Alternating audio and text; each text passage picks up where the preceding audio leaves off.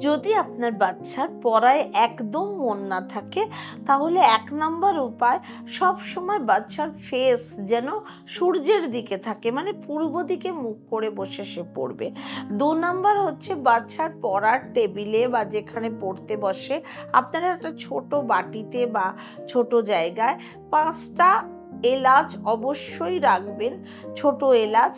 এবং ওইটা ছোট বাটিটা যদি রুপোর হয় তাহলে তো আরও ভালো, রাখলে পড়ায় মনোযোগ বসবে। আর ৫ টা এলাচ, কারণ ৫ হচ্ছে বুধের প্রতীক, রাখবেন এবং প্রতিদিন বলবেন ওই এলাচগুলো সে পড়তে পড়তে বা যেন তেন প্রকারে যেন খায়, সেটা চেষ্টা করবেন। গ্লাসে জল, কাচের গ্লাসে জল রাখবেন ঢাকা দিয়ে, মাঝে মাঝে যেন জল খায়।